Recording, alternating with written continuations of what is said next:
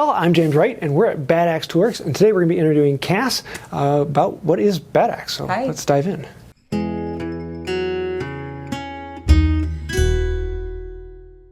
So my name is Cass Dolan. I'm the manager of Bad Axe Toolworks.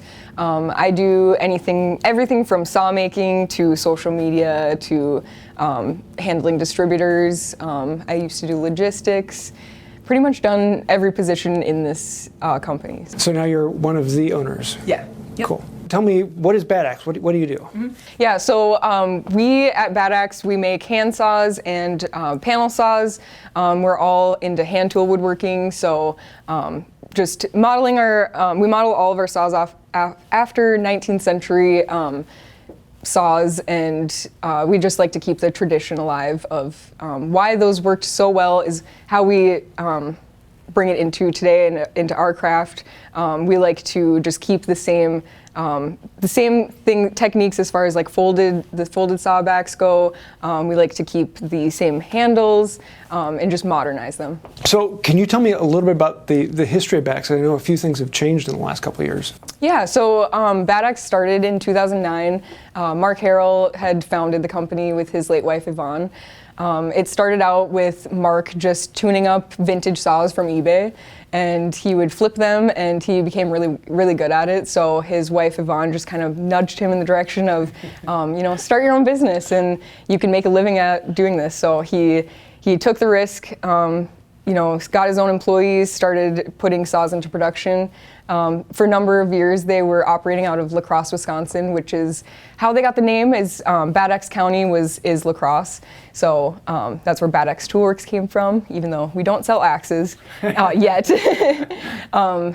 And due to personal reasons, in 2020, Mark and Yvonne had moved to Superior, where Yvonne was originally from.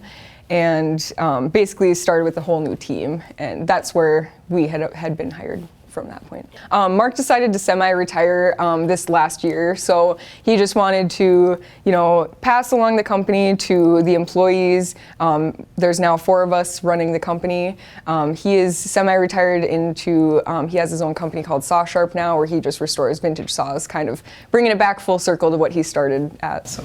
Cool. And that's actually the shop we're in right now. Yeah, we are not in Bad Axe, actually. So what's the ethos behind Bad Axe? What sets you apart? What's something that you hold dear to the company? Well, we're such a small team that we just take pride in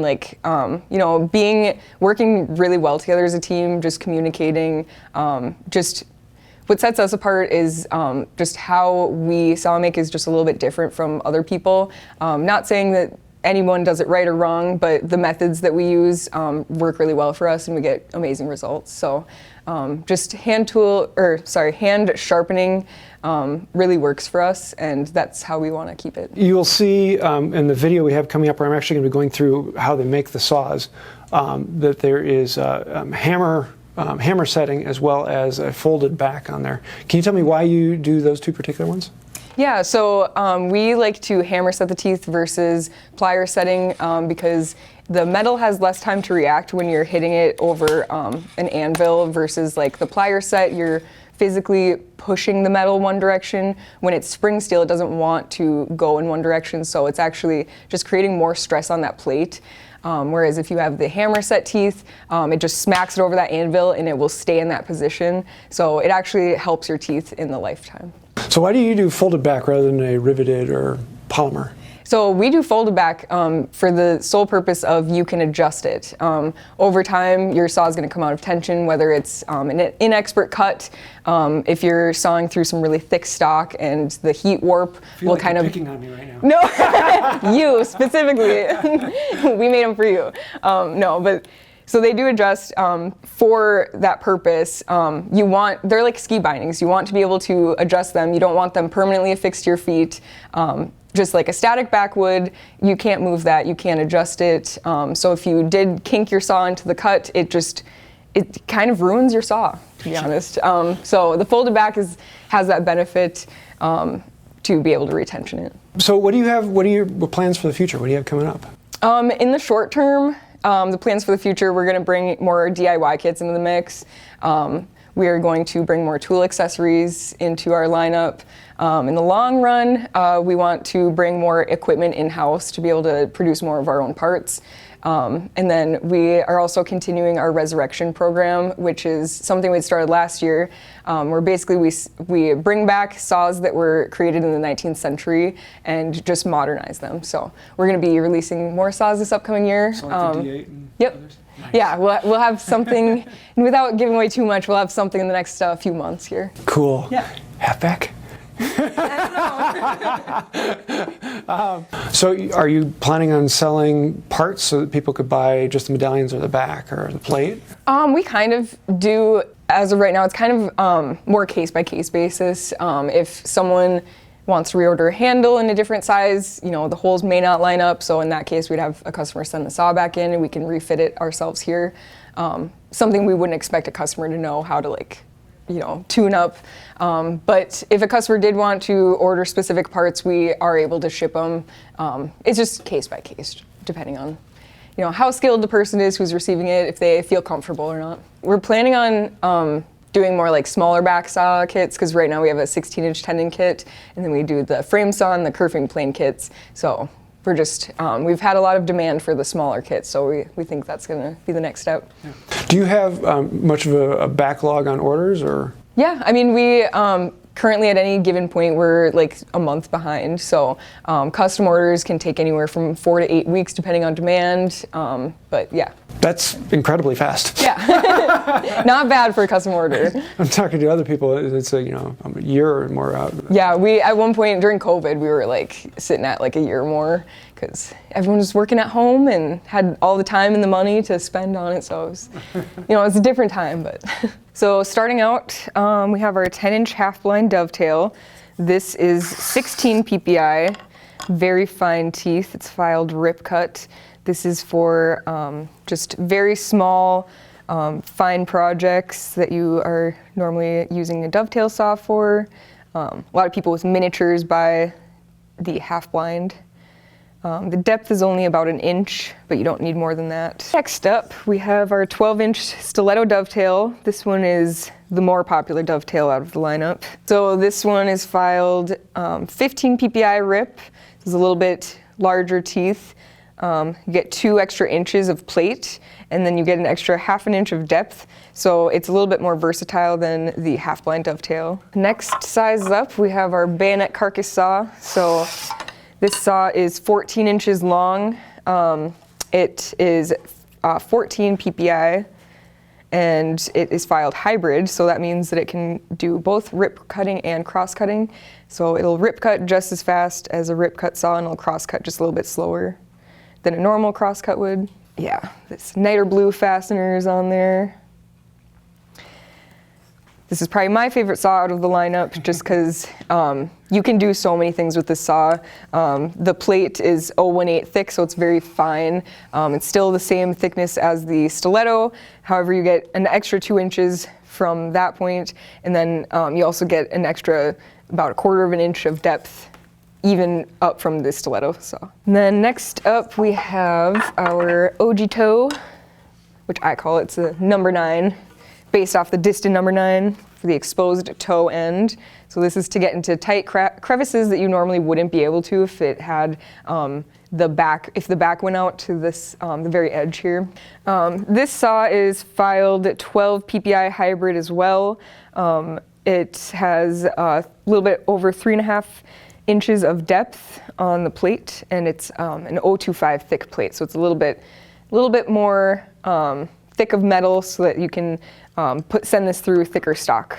This is electroless nickel coated steel. You have the thumb rest in here, so it fits nicely with your hand, and it's a nice ergonomic comfort grip, which is also offered in left-handed version. They do exist, lefties. Next up, we have our 16-inch tenon saw. So this saw is for similar requirements, but does not have the exposed toe end. So this is just great for thick stock that you just need to cut down. This is filed 12 PPI hybrid as well. But you can get this one in like either configuration of rip or crosscut. The next saw that we have on our lineup is our 18-inch Rabot Beastmaster. So getting a little bit thicker of a plate here. This is meant for timber framing. It's got 9 PPI rip teeth, so it's very, very thick and heavy plate there that can withstand very thick stock that you can cut through. All right, and then next up, we have our panel saw. So this, we have 3 different size panel saws, but this one is our 26-inch panel saw, and this one is filed cross-cut at 8 PPI. And we have specific configuration, tooth line configurations for the panel saws, depending on the length. So we like to keep them to a specific PPI because it'll withstand the heat sink that you'll get in the cut. And it'll keep the plate nice and stiff throughout the cut. These are taper ground, so it's taper ground from one edge to the other. It starts out thinner up here and it gets a little bit thicker at the bottom. And that's just to, part is pushing through the wood and you don't want this to make your kerf even wider. So it's just a little bit thinner up here. And then from here to here, it's a little bit thinner up at the toe end than it is at the back. So very intense taper grind on there. And this is a crosscut, so it doesn't have a thumb grip, but you can get, we do have a thumb grip version where you can basically use the saw to loop your thumb into and just use this as another way of helping you cut through or rip through your boards. So the basic configuration is white oak. We do with brass and the black fasteners. But we also offer maple. And then we also have cherry. Cherry is one of my favorites. And we have walnut. And then we do have some specialty hardwoods from Australia, Gidgee and Yarn, that are limited time, but we do have some of those as well. This one is our Gidgee handle. Smooth. Mm-hmm. And they're super heavy. We do offer a range of sizes from extra small to extra large. So we like to keep it ultra custom so that we can fit any hand.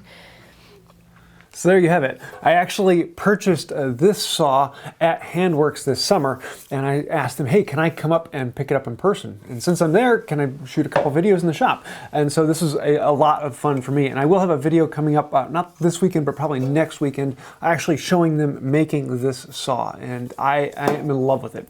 I had an absolute blast up there, and I'd love to go back sometime. But if you have any questions, thoughts, or ideas, things that I could have talked about, or questions you'd like to ask, then throw those down below. I do read through all those and answer as many as I can, and I'll forward some on if they need a question particularly from Bad Axe.